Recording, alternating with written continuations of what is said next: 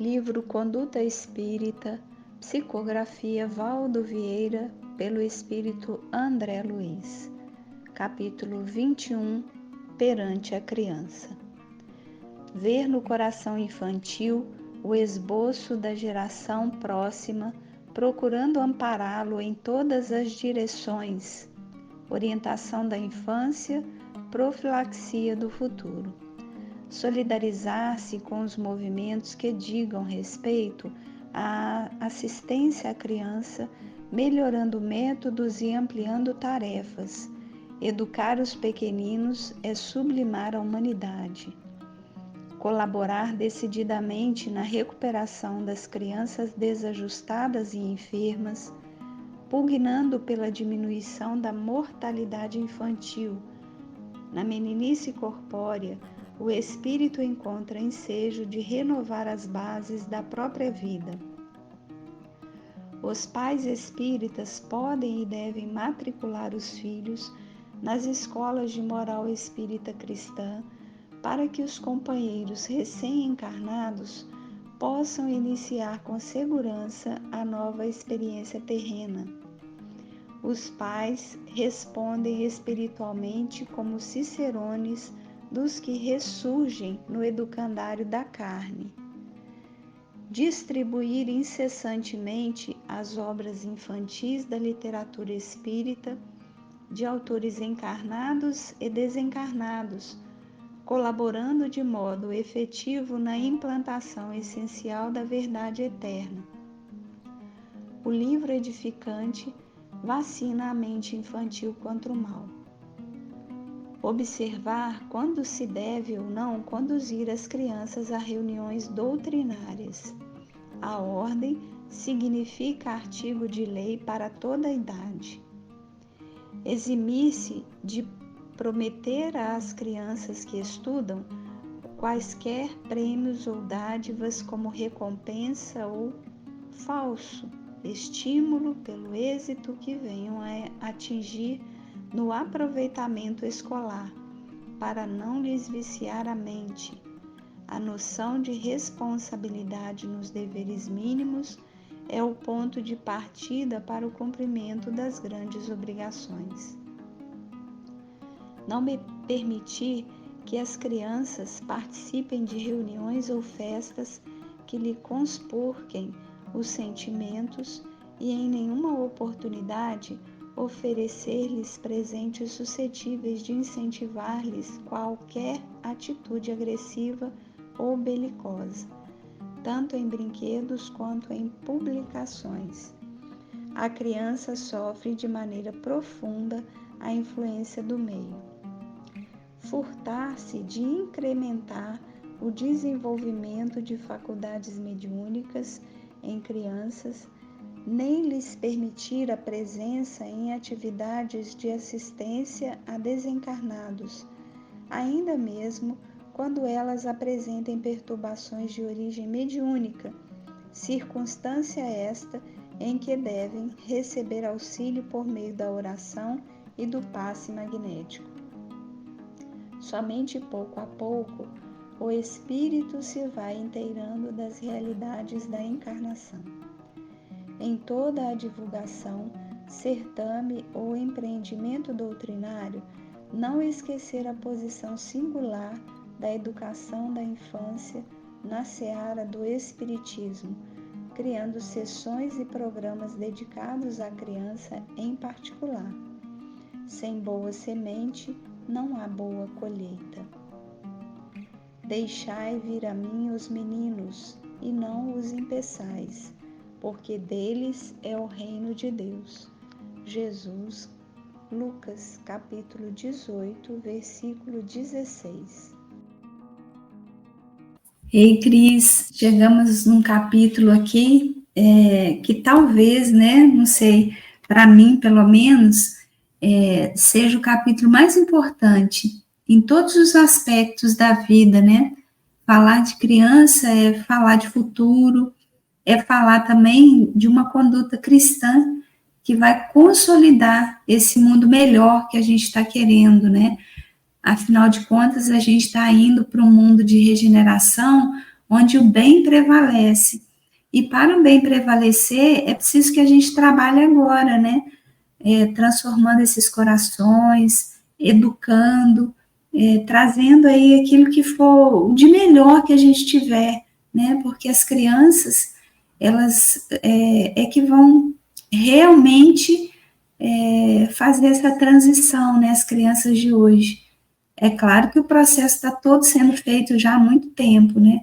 Mas é importante a gente olhar para as crianças também com essa possibilidade de transformação de um mundo, né? É muito, muito interessante quando você começa a sua fala desse capítulo, né?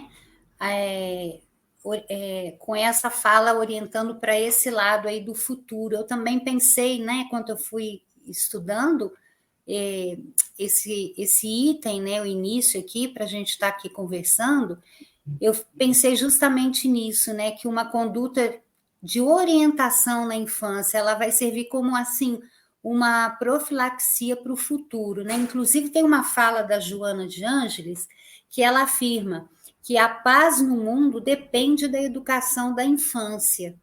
Então, como é importante, né, aqueles que vão estar à frente de receber esse espírito nessa fase infantil, educá-las assim com amor, mas também com bom direcionamento de bons valores, né? Apresentando a elas a ética, a moral, a religiosidade, enfim, a solidariedade, o respeito à natureza, né? Porque o planeta também vai estar aí, né, na mão dessa futura geração, né, com algumas modificações, esse respeito à natureza, ao planeta. E eu pensei também muito por esse lado, sabe, Rose, nessa mudança de provas e expiações para regeneração. E é um compromisso, né? É um compromisso de conscientização que a gente precisa abraçar esse compromisso, né? E abraçar como sociedade também, né, Cris? Criando as regras, criando as condutas mais adequadas, deixando bons exemplos também, porque às vezes a gente fala da infância, né? Como se fosse, muito interessante, assim, eu acho essa reflexão importante, né?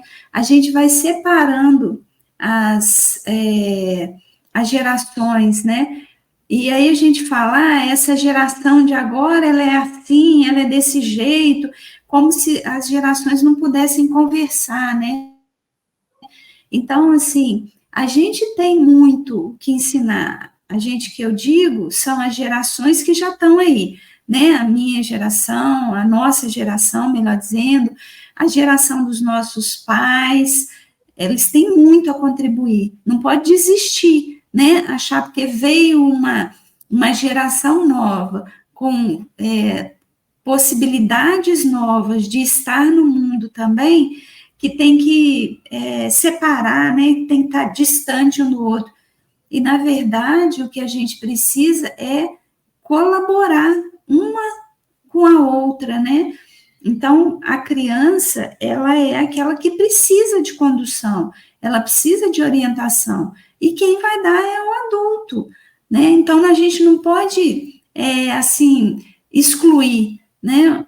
Não, eu não quero muito participar dessa nova geração, não, que eles são meio estranhos, né? Tem comportamentos, às vezes, diferentes. Sim, tem comportamentos diferentes para que a gente possa crescer. E, às vezes, quando a gente vai olhando essas linhas do tempo que eles vão fazendo, né? Às vezes, os estudiosos, eles vão trazendo a geração Z, a geração Y, a geração alfa, né? Vão dando esses nomes até para diferenciar uma da outra, né? Às vezes vem uma agressividade na fala, quando está falando dessas crianças que estão chegando agora, né? Como se eles não tivessem nada para contribuir, mas eles têm, só que eles precisam de um direcionamento, eles precisam de uma orientação que vai vir da geração anterior, das gerações que vieram antes, né? Quando a gente se conscientiza disso, a gente vai também ajudando mais esse futuro também, né? o que eu tenho passado de legado para aquelas crianças que estão ali sob a minha tutela. E aí pode ser como pais, né, como responsáveis, como professores. Então, assim, em todo lugar da sociedade, a gente tem pessoas que podem contribuir com esse futuro. Como? Trazendo bons exemplos, boas orientações para essas crianças. E quando a gente vai falando disso, né, a gente precisa também entender que tem regras que elas precisam ser estabelecidas para que essa educação se consolide. E são regras criadas, às vezes, dentro dos nossos lares, mas a regra também pode ser criada pela própria lei de sociedade, né, pela lei de convivência entre os homens. E a gente tem uma lei que é muito interessante, né, que é bom a gente falar um pouquinho dela, que é o Estatuto da Criança e do Adolescente, né? Foi um avanço, vamos dizer assim, da sociedade trazer essa lei para que o cumprimento da própria Constituição do nosso país, né?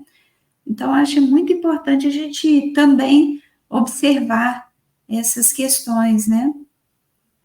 Inclusive, né, essa lei que você citou, né, que é o Estatuto da Criança e do Adolescente, né, que é o ECA, né, ele traz uma voz ativa, né, Rose, em decisões que afetam a vida dessas crianças, né, como assegura a proteção contra a violência, o abuso, a exploração, dentre outras coisas que as crianças poderão vir a sofrer, né? Então tem ali uma proteção para elas, não é apenas um belo escrito no papel, é uma lei que protege, né? Que dá uma voz ativa a esses jovens, né? E crianças e jovens.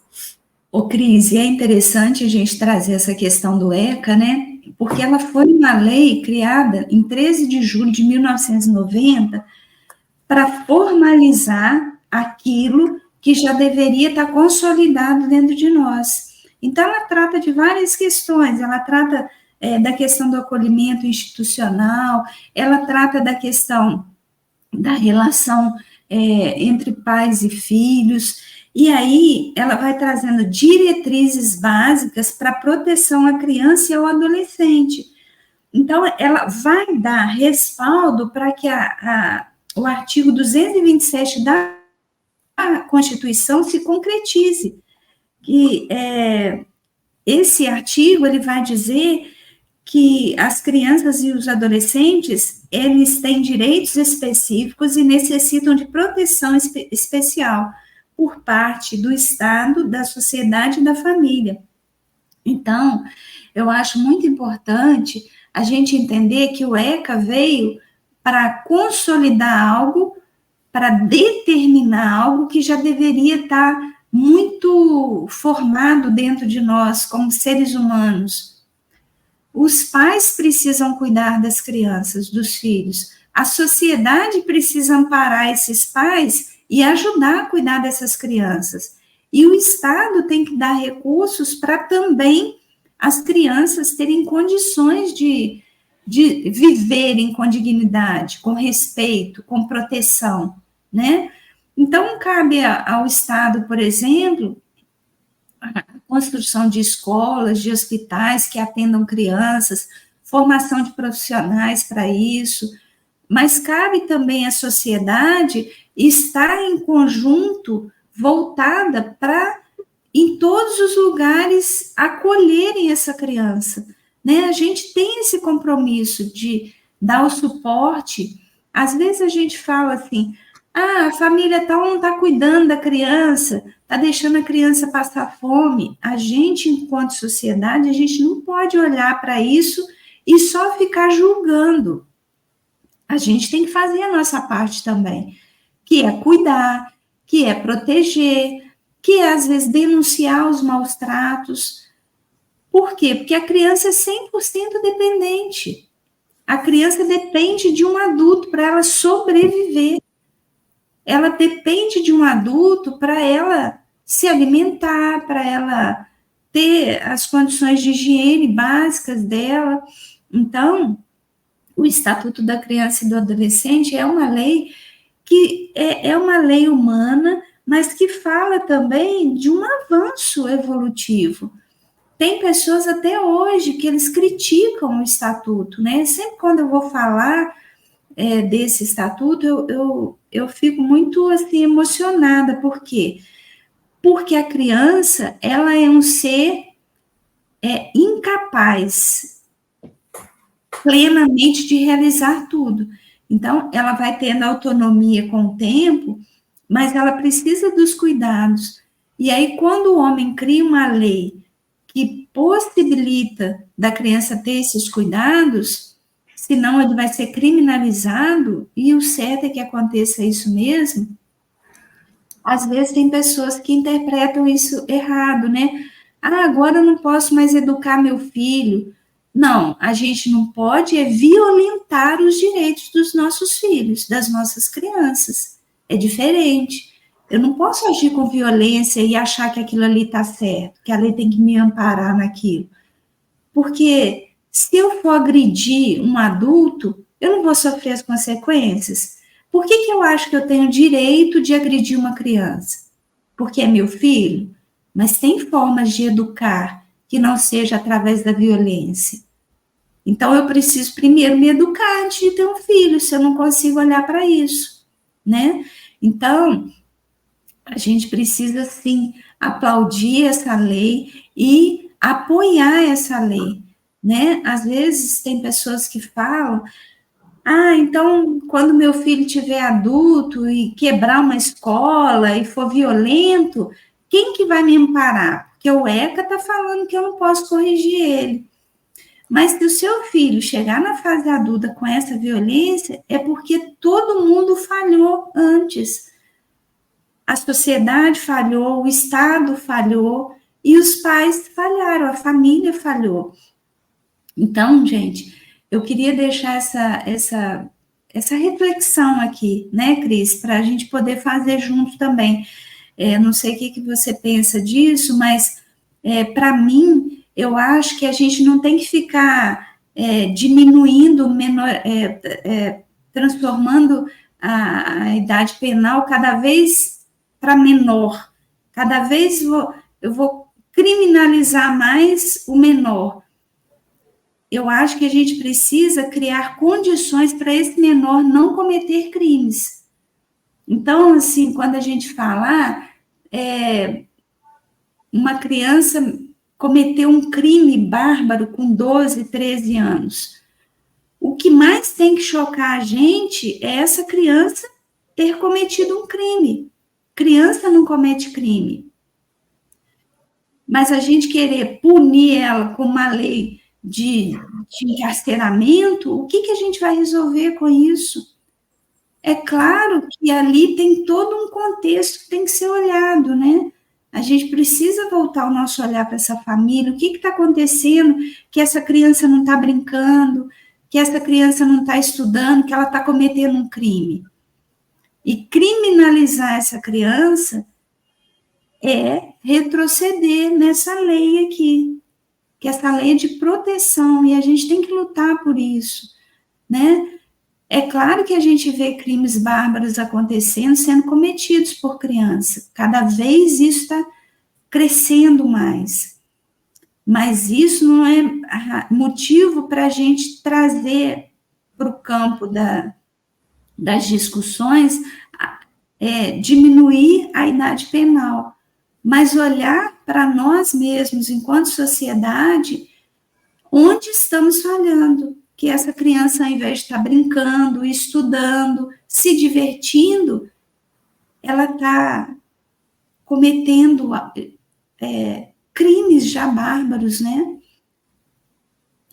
Enquanto você fala essa questão, né, Rose, desse abandono, que não é só um abandono corpos de deixar a criança, mas também envolve um abandono, muitas das vezes, de afeto, que é tão importante quanto, né? E quanto a gente convive, ou de uma forma direta ou indireta, com alguma questão nesse sentido, quantos elementos de uma sociedade, nós também temos uma responsabilidade individual com essa questão, né? Eu acho que nesse mundo assim que a gente vive de provas e expiação, nós não podemos evitar que aconteçam essas situações, né? Elas vão acontecer, mas a gente tem uma responsabilidade de talvez ajudar a evitar e amenizar, né? De alguma forma, né? Ajudando esses corações.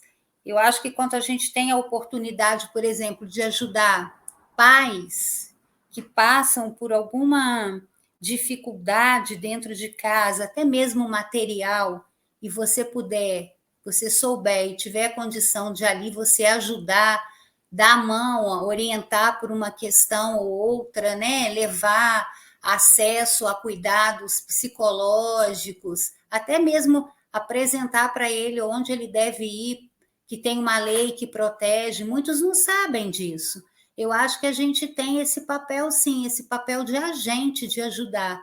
Porque muitas das vezes a gente vê e cruza o braço, né? A gente, não vou me meter, não é ali, mas não, a gente como cidadão, e ali a gente tem que ajudar, sim, assim como muitas pessoas fazem obras maravilhosas em função de ajudar crianças, né? Eu acho que você vai falar alguma coisa aí para frente, e eu acho que se a gente não tem condição de fazer uma obra tão bacana e tão grande como algumas pessoas, né, alguns irmãos nossos fazem, mas a gente tem condição de dar a mão também, encaminhar naquilo que a gente pode. A gente não pode ficar inerte em situação nenhuma, quando a gente sabe ou está convivendo com uma situação que envolve a criança passando alguma dificuldade do lado da gente.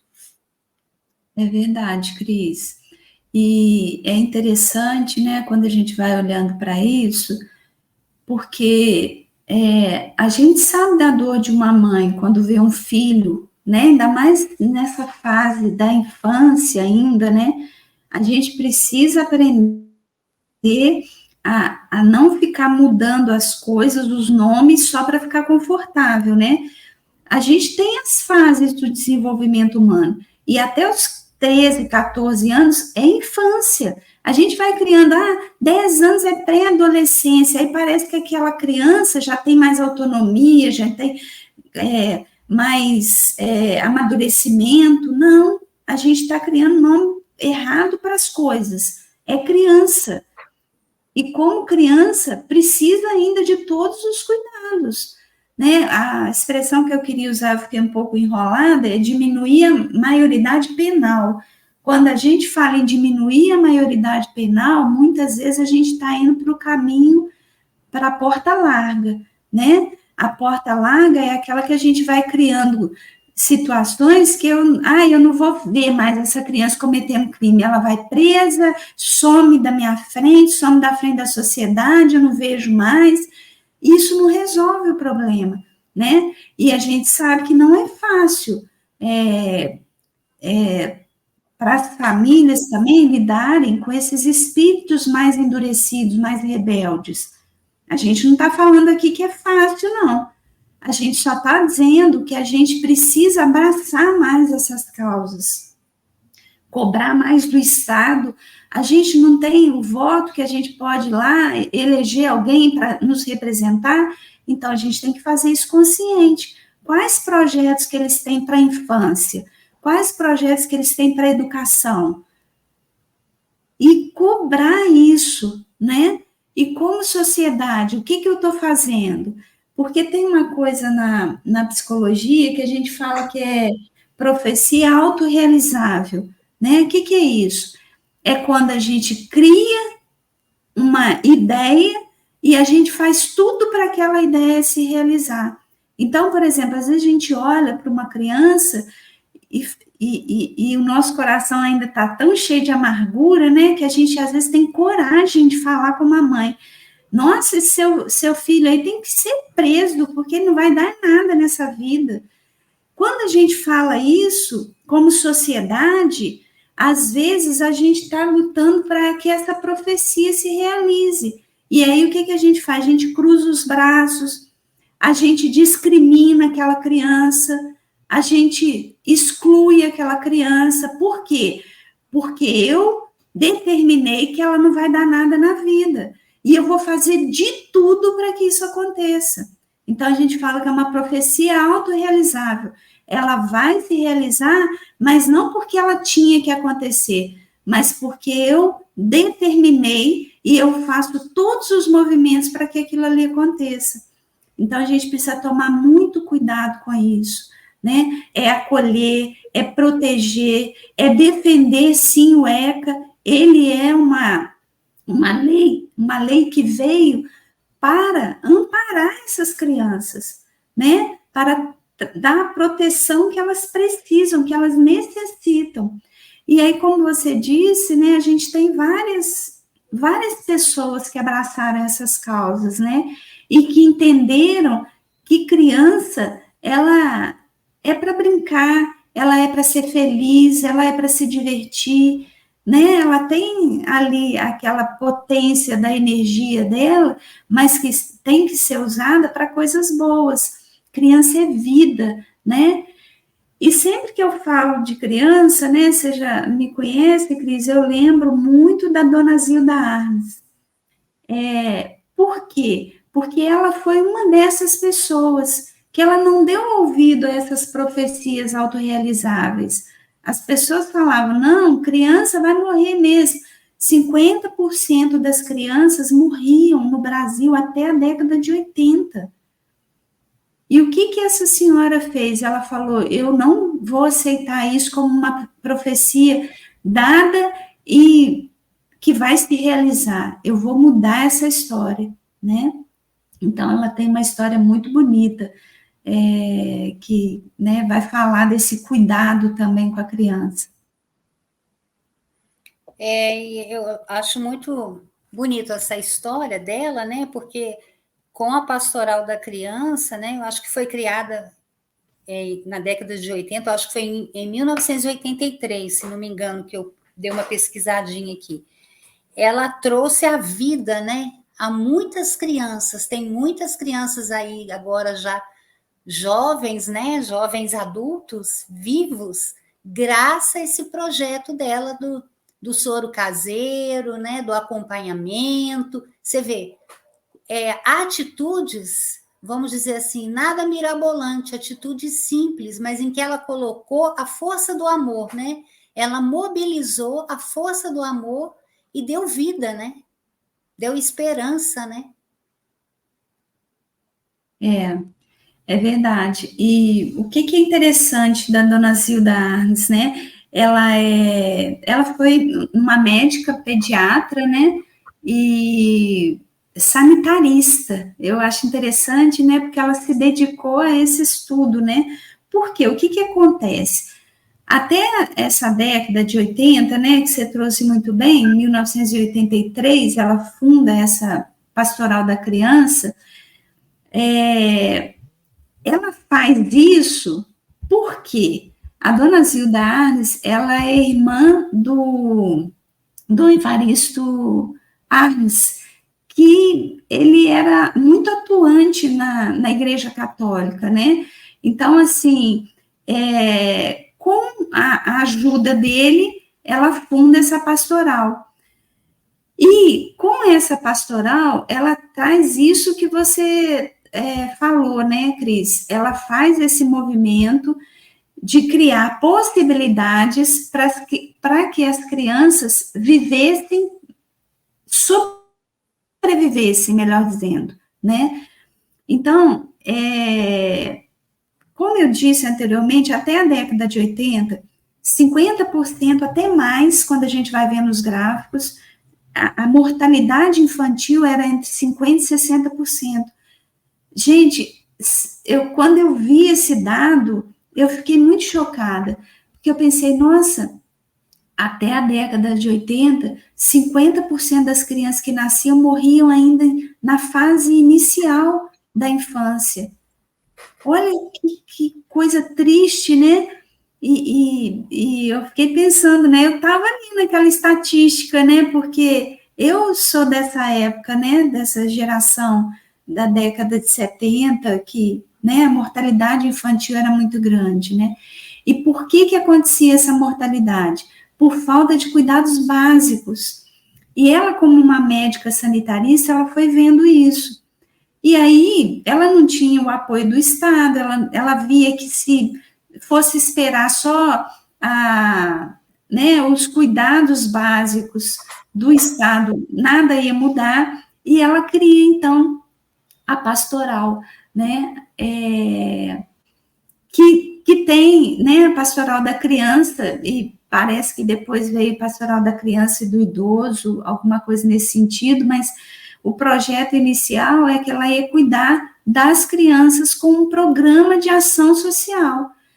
E esse programa, ele é tão efetivo que, até hoje, todo político, quando ele ganha, né, para fazer o mandato dele lá, e ele tem um desejo real de cuidar da sociedade, principalmente nessa área.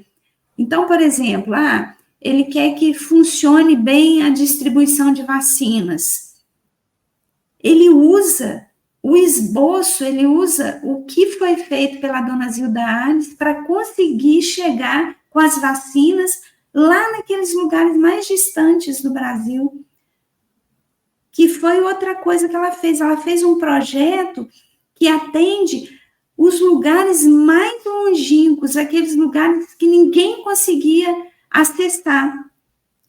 E aí, com esse projeto, ela diminuiu para praticamente zero a mortalidade infantil. Então, assim, a gente deve muito a ela, né? Então, assim, a gente conseguiu construir isso. E olha que interessante, né? Ela já desencarnou numa tragédia que teve, um terremoto, que ela estava fazendo uma conferência fora daqui do Brasil, e ela veio a falecer, né? Porque a estrutura caiu e ela estava ali fazendo aquela conferência.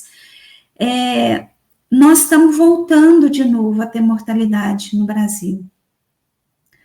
Hoje eu digo que por preguiça, porque o caminho que tinha que fazer, que dava trabalho, ela já fez. Tudo pronto o projeto, né? Então, assim, se a mortalidade infantil está voltando, é por preguiça, é por falta de vontade de cuidar de novo das nossas crianças, né? Então, isso é muito sério. Falar de criança é falar de coisa muito séria, né, Cris? Com certeza, né, Rose? E a gente, assim, como a gente está fazendo um podcast espírita, né? A gente sabe até da recomendação de Jesus em relação à criança, né? Que é ainda a criança vem aquele espírito ali frágil, que a gente tem um tempo naquela fase infantil para que justamente isso, nós nos dediquemos em cuidados, né? Com o físico, com o espiritual, né? Despertando assim boas intenções, passando boas intenções para aquela criança, afeto, né? É um período de tempo, vamos dizer, curto, mas que tem que ter esse compromisso, isso tem que ser vivenciado com muita intensidade, com muito amor e muita dedicação em todos os sentidos, né? É verdade. E o que é mais importante é quando a gente tem essa compreensão que você trouxe, né? De que a gente precisa passar para as nossas crianças aquilo que a gente considera que é importante, moralmente falando, intelectualmente falando também. A gente precisa passar para elas, não pode deixar elas escolherem, elas não têm discernimento ainda. Como a gente disse lá no início, a criança ela é dependente do adulto. Não dá para a gente mudar essa regra. A gente vai mudando essa regra a gente vai vendo o que está acontecendo com a sociedade hoje. Se a gente deixa a criança escolher fazer só o que ela quer, do jeito que ela quer, dá problema, porque ela ainda não tem condição de fazer escolhas plenamente saudáveis, né? Vamos pensar numa coisa bem básica. Deixa uma criança resolver o que ela quer comer.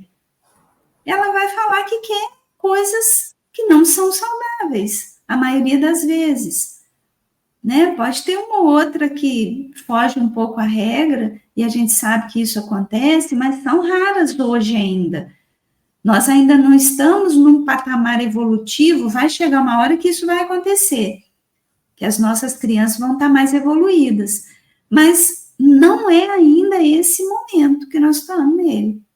Então, a gente precisa, sim, construir através de bons hábitos esse futuro que a gente quer. A gente precisa, igual você disse, né, trazer para as nossas crianças o conhecimento espiritual, o conhecimento moral, o conhecimento intelectual. Isso é função dos adultos fazerem, né?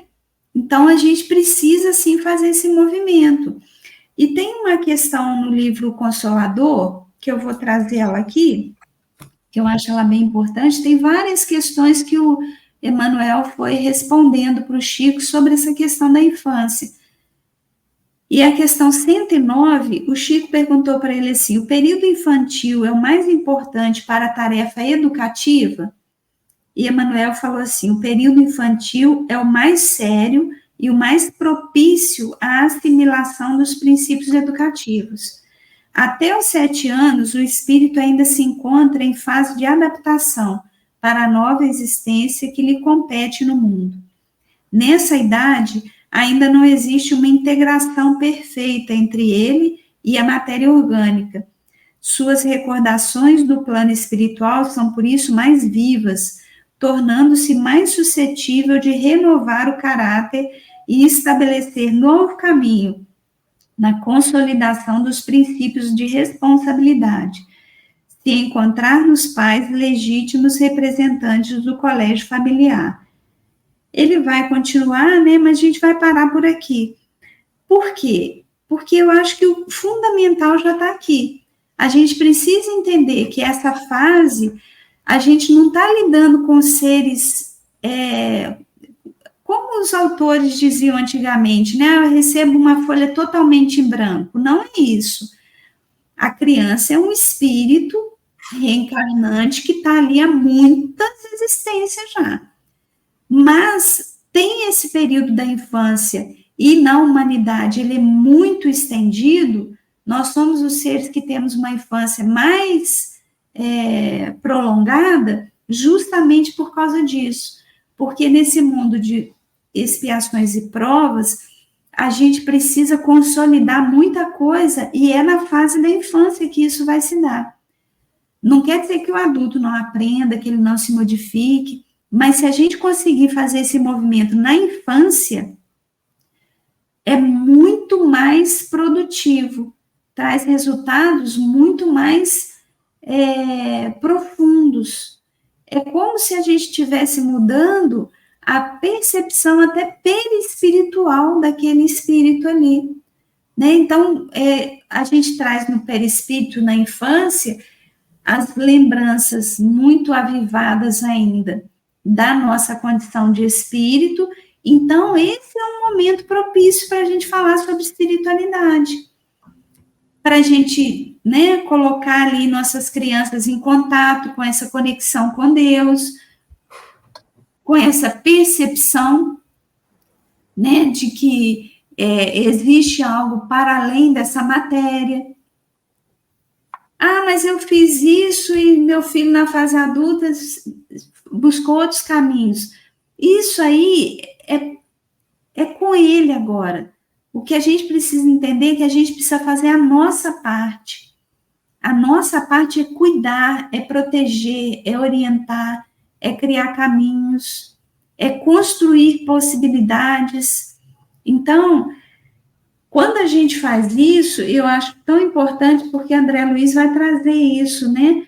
Ele traz aqui, nesse item aqui, que a gente está comentando, que é o... A gente não tem, aqui não tem numeração, né? Mas só para quem estiver acompanhando depois, é o item 4, ele vai falar: os pais respondem espiritualmente como cicerones dos que ressurgem no educandário da carne.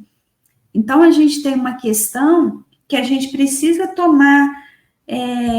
ter mais clareza sobre ela, né?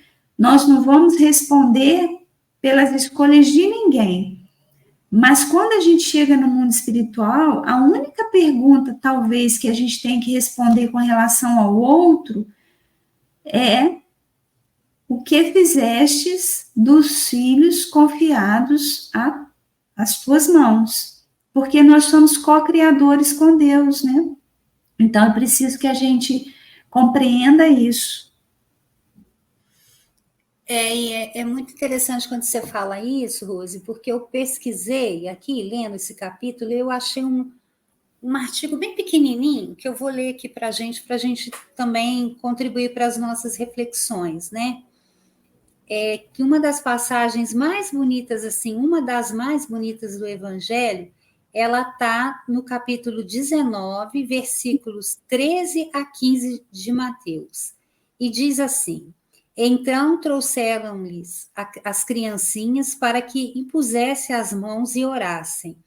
Mas os discípulos repreenderam eles. Jesus, porém, disse: deixar vir a mim as criancinhas, e não as impeçais, pois delas é o reino dos céus. E impondo as mãos, partiu dali. Então, se a gente for analisar, né, a criança, ela representa isso, né, a pureza, né, livre ainda do egoísmo, do orgulho, mesmo que ao nascer a gente sabe que ali está um espírito, como você bem disse anteriormente, de muitas vivências. E eles vão trazer algumas questões impregnadas ali naquele espírito que na reencarnação terão a oportunidade de trabalhar essas questões, né, que vão surgir, vão aflorar num determinado tempo. Daí a responsabilidade dos pais nessa condução. Mas a gente não pode esquecer que ali está um ser ainda para ser moldado, como está na passagem bíblica aqui, né? Representando ali a pureza, né? A pureza que eu digo é essa fase que ainda não está tão latente e que ela pode ser moldada e que nós não devemos desperdiçar nossas responsabilidades como acolhedores daquele espírito nesse processo, né, de amadurecimento que ela passa em direção à fase adulta, que cai também naquela questão que a gente falou lá da maioridade penal, né? A gente aproveitar para que isso não venha acontecer. É igual você falou, quando acontece, alguma falha, alguma lacuna ficou. Então, eu acho que uma coisa está linkada à outra, né? Então, quando eu li essa passagem bíblica, ela me tocou muito, né? Porque às vezes a gente lê num outro contexto, mas quando você lê no contexto do que você está estudando, que você vai, né? A gente vai conversar aqui, ela vem com uma potência maior de te clarear, de te tocar, né? Então, eu queria falar isso. E como assim, a espiritualidade ela é sábia, né? Vou só para fechar aqui, que hoje também uma questão me tocou muito, porque eu lembrei que a gente ia se reunir para conversar.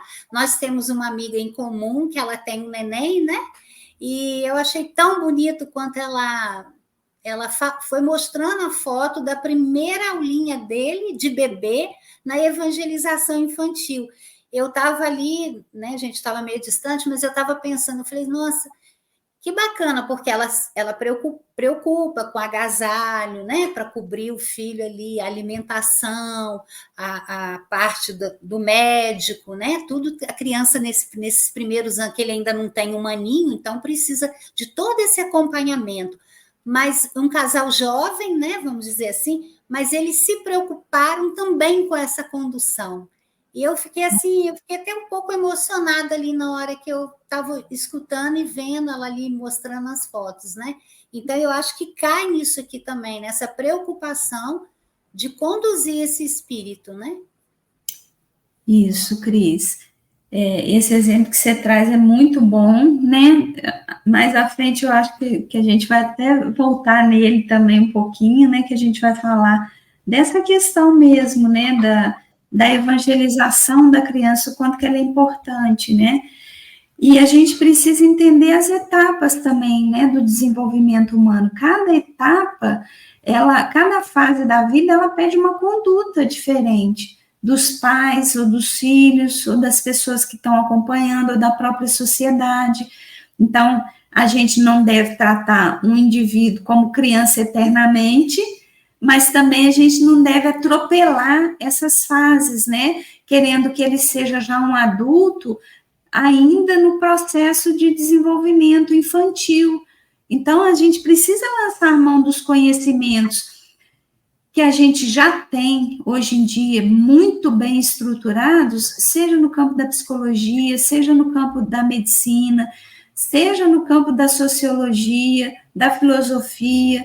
Todas essas áreas contribuem muito para que a gente possa lançar mão dos conhecimentos que vão nos ajudar, nos dar suporte a lidar melhor com aquela fase da infância ali, ou com outra fase qualquer, mas como o nosso capítulo hoje é sobre a conduta espírita perante a criança, é preciso que a gente use os instrumentos certos para aquela fase também.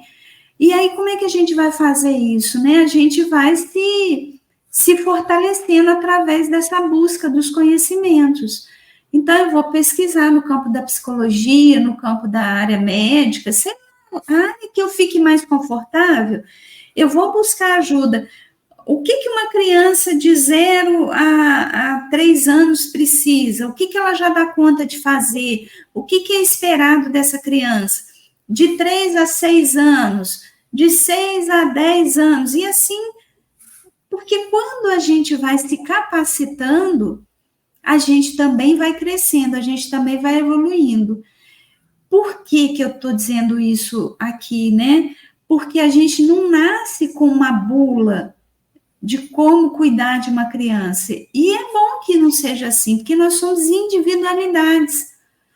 Então, tem muita gente, hoje em dia nós temos manuais, tem muitos, coisa que não tinha, por exemplo, na geração dos meus pais, dos meus avós, não tinha um manual ali, como é que você cuida de uma criança. Hoje em dia tem muitos, mas também não é o ideal que a gente pegue aquele manual e queira aplicar ele na íntegra, na nossa realidade, porque nós somos individualidades. O ideal é que aquele manual ali, eu estou usando esse termo manual só para ficar mais entendível, tá? Mas não é esse o nome que tem aí no geral, não. O ideal é que a gente pegue aquele manual para a gente entender minimamente o funcionamento de uma criança, de uma criança. Então, por exemplo, quando a gente traz aqui a biografia da dona Zilda Arnes, ela fez isso. Ela estudou medicina, se formou em pediatria e era uma médica sanitarista, se especializou nessas áreas, né? E a partir dali, entendendo profundamente, ela pôde criar esse projeto social, né? Nós, pais, não vamos fazer isso, né? Porque não precisa fazer medicina para entender como é que meu filho funciona, não é isso que a gente está falando. Mas é pegar isso que já está aí, escrito, estudado, e ir observando isso na minha realidade. Olha, estão dizendo que uma criança de 0 a 3 anos, ela já tem minimamente esse comportamento. Meu filho ainda não tem, o que pode estar acontecendo? Pode ser espiritual, pode ser que ele demore mais um pouquinho naquilo ali, não tem problema, mas eu preciso entender, eu como pai, como eu preciso agir quando um filho faz uma pirraça? Como eu devo agir nessa situação? Quando uma criança começa a ter comportamentos, por exemplo, de me bater, Será que isso é normal de uma criança? Bater nos pais? Será que está excessivo para o meu filho esse comportamento que no manual está escrito ali que é normal? Então, é a gente se apropriar dos conhecimentos para a gente poder, a gente está trazendo aqui coisas básicas, né?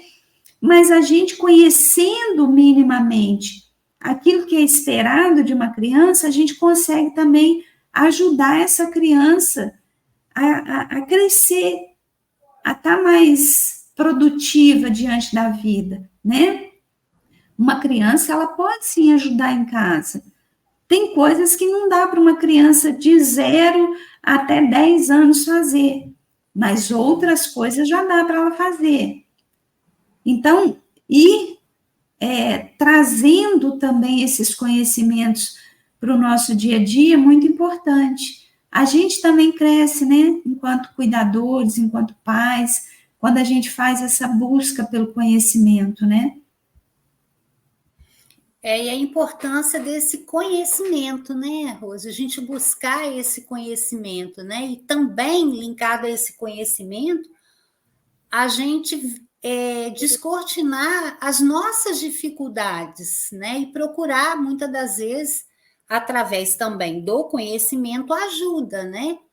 Porque é um processo, talvez, desafiador, ele é novo para quem está recebendo também o Espírito, né?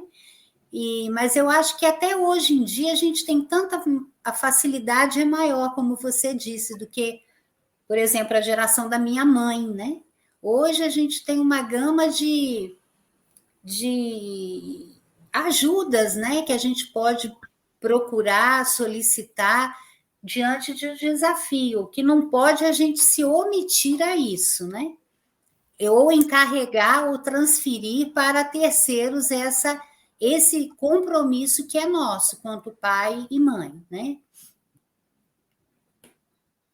Isso, e aí eu vou tomar a liberdade de pegar 3 itens aqui que o André Luiz traz, né? Porque ele vai falar da questão da criança participar das reuniões, das palestras públicas, né? Ele dá o nome aqui de reuniões doutrinárias. E ele vai falar também da disciplina, né? Do cuidado com essa questão, e que a gente precisa ter responsabilidades e que isso faz parte do dia a dia, né? E até onde a gente leva os nossos filhos, né? Então, esses 3 itens, eu acho que eles estão um pouco relacionados aqui. Então, vou tentar falar um pouco deles 3, né? Para a gente também fechar um pouco esse assunto, porque eu acho que eles têm muito a ver, uma coisa com a outra aqui tem muito a ver, né? Então, ele vai falar assim, quando que eu devo levar meu filho para uma palestra pública, por exemplo, né? E aí você está dizendo da evangelização do bebê, né? Da nossa querida amiga que levou o filho, né? Hoje nós temos a evangelização do bebê. Na época que o André Luiz ditou esse livro para o Valdo, a gente não tinha nem a evangelização da criança ainda, né? Estava ainda em processo de construção no mundo espiritual, vamos dizer assim. Então, olha quanto que a gente avançou. E a gente avançou e a gente não para também de avançar, né? Porque hoje em dia a gente já tem as casas que têm as evangelizações dos bebês, mas a gente também já tem a evangelização pré-natal. E essa evangelização ela é muito importante, né? A gente, algumas casas dão o nome de evangelização no ventre. Por que ela é importante? Né? Porque a prevenção é muito mais eficaz que os cuidados paliativos, no que diz respeito à educação. Então, a gente pode olhar assim para as condutas que estão sendo adotadas hoje e às vezes a gente vai vendo, né, que elas também estão evoluindo dentro do movimento espírita, né, dentro desse campo da espiritualidade. E aí a gente começa, dentro dessa busca de conhecimento, a gente começa também a trazer um equilíbrio para as coisas, né? porque ele vai falar assim, que a gente precisa entender que a gente não deve conduzir a crianças a algumas reuniões. E aí a gente vai falar das reuniões mediúnicas, por exemplo. Mas, em contrapartida, a gente precisa falar das reuniões públicas. As nossas casas, seja qual fé que a gente professe, esse texto que você trouxe, deixai vir a minhas criancinhas, porque delas é o reino dos céus, a gente, muitas vezes, a gente desconsidera esse texto. E eu vou explicar por quê. A gente tem que acolher as crianças nas nossas reuniões, sejam elas quais forem, em qual fé que eu professe, se uma criança está atrapalhando, aquele adulto ali, ele está negligenciando o ensino de Jesus. Então, em tudo tem que ter o equilíbrio. Os pais, muitas vezes, mesmo a gente hoje já tendo a evangelização no ventre, tem casas espíritas que não têm condição de ter a evangelização da criança, a normal, a tradicional. Tem casa que não tem. E os pais, eles ficam sem ter como levar seus filhos. Porque tem casas que não aceitam, porque fala que a criança atrapalha. Então, a gente precisa refletir sobre isso. A casa, ela tem que acolher a criança.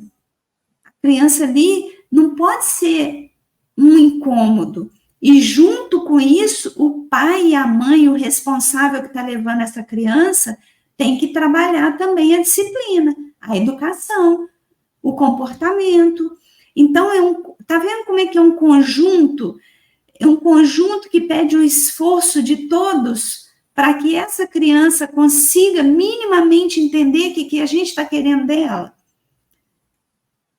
Porque a criança, ela vai para uma reunião, por exemplo, junto com os pais, porque ela precisa ir, porque os pais não têm com quem deixar, e porque os pais consideram que é importante. Só que o que uma criança faz na idade, né, nos primeiros anos? Ela brinca, então todo lugar para ela é um lugar de brincar. Então, cabe àquela casa acolher aquela criança, cabe àqueles pais orientarem e disciplinarem aquela criança para que as coisas possam fluir de uma forma mais harmônica. É a mesma analogia que a gente faz usando a simbologia da maioridade penal, da diminuição da maioridade penal. Eu vou criminalizar porque eu tiro ele da frente dos meus olhos, isso que está me incomodando. Eu vou proibir a criança de vir aqui porque ela faz muita bagunça. Entende como a gente vai excluindo a criança? Ao invés da gente aproveitar as oportunidades para trabalhar com essa criança? Então, a gente precisa tomar cuidado com isso, né? E aí, a gente precisa também, como ele faz aqui, cuidar de não exceder naquilo que deve ser o normal. Então, ter responsabilidade, disciplina, isso faz parte de uma normalidade, isso que deve ser o normal. Então, a gente precisa entender que não deve ser tratado como algo excepcional, né? Ter responsabilidade e disciplina fazem parte da lei de Deus. Então, a gente não tem que transformar isso numa festa em que a gente tem que, né? Não. É claro, a gente pode trazer um elogio, a criança toda semana faz uma bagunça, atrapalha. No dia que ela não faz, é claro que a gente pode elogiar, né? Mas com equilíbrio, né? Transformar aquilo num evento, como se fosse algo anormal. É dizer, tá vendo, meu filho? Como é que foi bom? Todos nós ganhamos com o seu bom comportamento, né? Não é transformar aquilo num evento para a criança, né? Como se fosse algo anormal, porque ela precisa saber que disciplina, responsabilidade tem que fazer parte no dia a dia. Então, tudo é equilíbrio, né? Nem a gente excluir, porque tem muitos pais que não têm com quem deixar a criança, e tem casas que não têm como acolher essa criança, Então, não é excluir, mas também trabalhar junto. Às vezes, aquele pai, aquela mãe, a única coisa que eles estão precisando na casa espírita é que alguém chegue e fale assim: fulano, vou ficar aqui do seu ladinho, porque nenhum pai, nenhuma mãe quer que a gente tire os filhos deles, não, tá, gente? Eles ficam apreensivos. Então, não é chegar ali e falar: deixa eu ficar com seu filho no colo um pouquinho e andar com o filho. Os pais ficam apreensivos com isso, porque tem roubo de criança, tem um montão de coisa que acontece. Então, o que a gente está falando é, às vezes, aqueles pais, quando a criança está muito indisciplinada, vamos dizer assim, está com muita energia, o que aqueles pais precisam é assim: vou ficar aqui do seu ladinho, trouxe um desenho aqui para ele ir fazendo, que às vezes a casa não tem evangelização, né? Posso ficar aqui? Às vezes o pai e a mãe só estão precisando disso, porque estão um montão de noites sem dormir, né? Então, é acolhimento também que a gente tem que ter. Não sei se você quer falar alguma coisa, Cris, que só tem um item agora que a gente vai comentar, que é sobre a mediunidade também, né? Não, Rose, eu acho que, só para reforçar, eu acho que você falou tudo realmente que eu penso, né? Que eu acho que quanto a gente também falta nessa questão, além do acolhimento, é até uma certa percepção mais amorosa, né, da gente ter em relação àqueles pais que estão ali com aquela criança, porque a gente sabe também que a palestra é um local de evangelização, né? Todos que estão ali, né, a gente deixar bem claro aqui que evangelizar, né, às vezes quem está chegando na doutrina ou é de outra religião, mas gosta de assistir podcast, evangelização não é assim um conteúdo de convencimento, de arrastamento, não. Evangelizar é você levar o amor, é você levar o Cristo, para compartilhar os ensinamentos do Cristo. Então, a palestra pública também é local de evangelização. E não é evangelização só de adulto, é evangelização de espíritos, né? E a criança é um espírito. Quantas das vezes ali naquele salão, ela está ali brincando, vamos dizer, ou desenhando, mas a anteninha está ligada no que está sendo falado. Quanto ela não está recebendo das energias salutares que estão sendo depositadas naquele local, e por aí vai, que a gente sabe, né, tratamentos espirituais, até curas, né? Então, nós, como os espíritos encarnados, e trazer, mais uma vez essa palavra, né? As nossas regras, o nosso personalismo, e dizer isso pode, isso não pode, é um tanto sério, é um tanto comprometedor, né? Então, só isso que eu queria acrescentar. Perfeito. Nossa, a sua fala é perfeita, Cris, porque é isso mesmo, né? Evangelização não é sinônimo de doutrinação, né? A gente precisa ter isso muito claro, né? E ali a gente está falando de um ambiente espiritualizado. Minimamente espiritualizado significa um ambiente respeitoso, né? Então a gente tem que desconstruir aquela ideia de que tem um ser ali na frente falando e todo mundo tem que estar rigidamente voltado para aquele ser, porque ele está falando a verdade absoluta, né? Não é assim, senão a gente não está entendendo nada da mensagem do Cristo, né? Então, é um trabalho conjunto de acolhimento. A casa espírita tem que ser esse lugar. E eu acho que todos os templos religiosos deveriam ser esse lugar, né? A gente já viu crianças, famílias tendo que sair porque a criança estava ali, como, né, dizia o outro, incomodando, mas e o acolhimento? Onde que ficou aí, né? Então, são reflexões que nós estamos trazendo aqui, né? Também não tem ninguém falando uma verdade absoluta aqui, mas a gente entender que o André Luiz ditou esse livro num tempo, né, na década de 60, onde havia um tipo de, também, de percepção sobre a criança, e a gente atualizar isso para os nossos dias, né? Então, é preciso que a gente faça isso. E a gente está falando aqui desse ambiente espiritual, mas a gente precisa tomar cuidado com todos os ambientes que nós levamos as nossas crianças.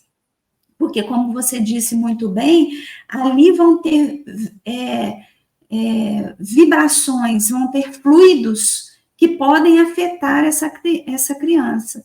Então, a gente entender que tudo tem, a maturidade, ela vai se dando com o tempo. Só o tempo que traz uma maturidade para aquele espírito ali entender aonde que dá para ele ir e onde que não dá para ele ir. Tem ambientes que não são propícios para a gente ir nem enquanto adultos. Por quê? Porque às vezes são lugares que nós temos comprometimentos espirituais. É por isso, só por isso, né? Então a gente vai absorver aquilo ali, aqueles fluidos ali, que às vezes são deletérios. Imagina a criança.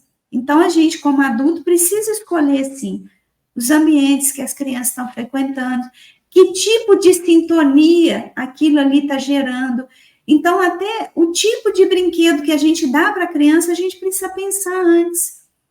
Porque, de verdade, a gente não sabe os comprometimentos espirituais dos nossos filhos, das nossas crianças, né? Então, prezar pelo bem, pelo belo, pelo que é bom, por aquilo que traz uma mensagem mais positiva.